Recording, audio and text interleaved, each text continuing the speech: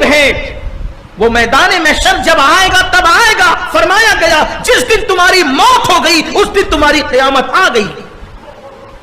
اس لیے کہ موت کے بعد کون قیامت کی تیاری کر سکتا ہے؟ اور اگر کچھ جوان یہ سوچتے ہیں، کچھ لوگوں کا تصور ہے نماز کے ٹائم نماز پڑھو، تلاوت کے ٹائم تلاوت کرو، تسبیح کے ٹائم تسبیح پڑھو اور اکیلے میں جرائم کرو، چونکہ اکثر موبائل میں جرائم اکیلے میں ہوتے ہیں. تو سن لو، اللہ تبارک و تعالیٰ فرماتا ہے وَالْعَاقِبَةُ لِلْمُتَّقِينَ، آخرت صرف اللہ سے ڈرنے والوں کے لیے ہے. اور اللہ کے رسول علیہ السلام فرماتے ہیں جو لوگوں کے سامنے نیکی کرتے ہیں اور اکیلے میں گناہ کرتے ہیں، اللہ قیامت کے دن ان کے اعمال کو رد فرما دے گا، ریت کے ذروں کی طرح اللہ ان کو بکھیر دے گا. تو دوسری چیز، دوسرا خوش نصیب جس کو اللہ نے جوانی دی اور وہ اپنی جوانی کو اللہ کی عبادت میں گزارے، وہ بھی عرش کے سائے میں رہے گا.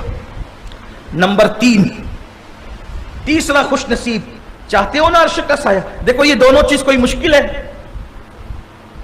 عدل کرو، دوستوں کے درمیان رہتے ہو تو عدل کرو، بچوں کے درمیان رہتے ہو تو عدل کرو، ماں باپ کے درمیان رہتے ہو تو عدل کرو. عدل عدل عدل عدل عادل بن جاؤ گے، عدل کر انصاف کرنے والے بن جاؤ گے. نمبر 2، جو جوانی میں عبادت کرے. جو لوگ 40 سال کے اندر اندر ہے ان کے لیے موقع ہے خوشی کا، بلکہ 40 سال تو میں بہت محتاط انداز کے مطابق بول رہا ہوں. جو لوگ 50 سال کی ابھی نہیں ہوئے ہیں ان کے لیے بھی موقع ہے، وہ بھی جوانوں میں شمار ہے. کچھ کر لو، جوانی میں عبادت کر لو، لذتیں ہیں. بڑھاپے میں تو جھکا بھی نہیں جاتا اکثر و بیشتر، اس لیے موقع بھی اللہ نے عبادت کرو، جتنی کر سکتے ہو کرو، جتنی زیادہ کر سکتے ہو کرو. اللہ ہم سب کو توفیق دے. تیسری چیز، تیسرا خوش نصیب جس کو اللہ قیامت کے دن عرش کا سایہ عطا کرے گا، جو مسجد سے نکلے اور اس کا دل مسجد میں لگا رہے، اس کو بھی اللہ عرش کا سایہ دے گا. مسجد سے نکلے اور دل مسجد میں لگا رہے کا مطلب کیا؟ دیکھو آسان زبان میں سمجھاتا. فجر پڑھ کے نکلا، فجر پڑھ کے نکلا، کام میں لگا ہے، دھندے میں لگا ہے، پڑھائی میں لگا ہے، ادھر جا رہا ہے ادھر جا رہا ہے، انتظار ہے ظہر کا وقت کب آئے گا؟ جب آئے گا اذان ہوگی میں مسجد جاؤں گا.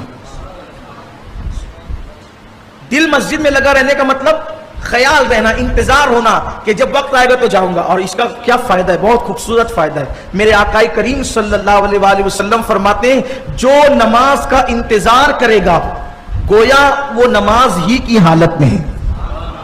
یعنی آپ نے فجر پڑھ لی، اب آپ کو ظہر کا انتظار ہے کہ 1:15 بجے کی ہمارے یہاں جماعت ہے. کب کی بھی جماعتوں میں مثال دے رہا ہوں، 1:15 بجے کی ہمارے یہاں جماعت ہے. اب یار کب وقت ہوگا؟ 1:15 بجے میں جاؤں گا. آپ کھانا کھا رہے ہیں تو بھی نماز کا ثواب، آپ تجارت کر رہے ہیں تو بھی نماز میں ہیں، آپ سفر کر رہے ہیں تو بھی نماز میں. میرے آقا علیہ السلام فرماتے ہیں جو مسجد سے نکلے اور اس کا دل مسجد میں لگا رہے، ایسے بندے کو اللہ قیامت میں عرش کا سایہ عطا فرمائے گا. ہمارا دل تو سینما میں لگا رہتا ہے، سیریلوں میں، فلموں میں، گانوں میں، گندگی میں، گناہوں میں، گالی گلوچ میں لگا رہتا ہے. نماز پڑھو، نماز کی عادی بنو. نماز کیا چیز ہے؟ ارے جب نماز پڑھنے سے اللہ مل جاتا ہے تو کون سی نعمت ہے جو نماز کی برکت سے نہیں مل سکتی؟ لوگ کہتے ہیں مولانا ٹائم نہیں ملتا. اتنی بدبختی کی بات تو نہ کرو، کس نے کہا ٹائم نہیں ملتا؟ کچھ لوگ کہتے ہیں میں بہت مصروف ہوں حضرت ٹائم نہیں ملتا.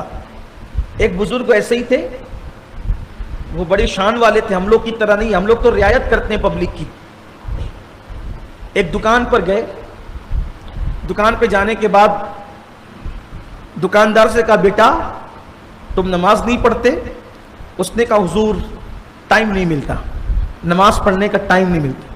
تو اس کی کپڑے کی دکان تھی، وہ کپڑا فروش تھا، کپڑا بیچنے والا تھا. اگر دقت نہ ہو تو تھوڑا سا اور کھسک جائیں، لوگوں کو تنگی ہو رہی ہے. لوگ اور آ جائیں ادھر، ایسے بیٹھ جائیں، درود شریف پڑھیں آپ. اللہم صلی علی سیدنا و مولانا محمد معدن الجود والکرم وآلہ واصحابہ وبارک وسلم صلاۃ و سلام علیک یا جد الحسن والحسین. تو اس بزرگ کو جب کہا نا کہ مجھے وقت نہیں ملتا، ٹائم نہیں ملتا نماز پڑھنے کے لیے، تو کپڑے کا بیوپاری تھا، وہ کپڑا فروش تھا، جس کو کہتے ہیں پارچہ بافی کرتا تھا. وہ یعنی کپڑے بناتا تھا، بنکر تھا، کپڑے بیچتا تھا. تو اس کے یہاں جو کپڑے پڑے تھے وہ بزرگ اس کو اٹھا کر کے سونگنے لگے. کپڑا یہ سونگ رہے، وہ سونگ رہے. اس نے کہا حضرت آپ کو کیا ہو گیا، یہ آپ کپڑے کیوں سونگ رہے؟ کہا جب تو نے کہا نا کہ مجھے نماز کا ٹائم نہیں ملتا تو میں نے سوچا اتنی بڑی چیز، اتنی بڑی عبادت، افضل العبادات، نماز کے لیے تجھے ٹائم نہیں ملتا. تو تجھے پیشاب اور پاخانے کے لیے بھی ٹائم نہیں ملتا تو تو دکان میں کرتا ہوگا نا, تو میں کپڑے سونگ رہا ہوں کہ پیشاب کی بدبو آ رہی کہ نہیں, پاخانے کی بدبو آ رہی کہ نہیں. اس نے کہا حضرت ایسی بات کرتے ہیں, پیشاب پاخانہ میں یہاں کیوں کروں گا, میں تو جا کر کے جہاں کرنا چاہیے وہاں کرتا ہوں. کہا بدبخت کتنا نادان ہے تو, پیشاب اور پاخانے کے لیے تجھے ٹائم مل جاتا ہے, اللہ کی عبادت کے لیے تجھے ٹائم نہیں ملتا. یہ جھوٹ ہے, جھوٹ. جو لوگ کہتے ہیں نا کہ ٹائم نہیں ملتا, جھوٹ ہے, کذاب ہے. ٹائم نہیں ملتا.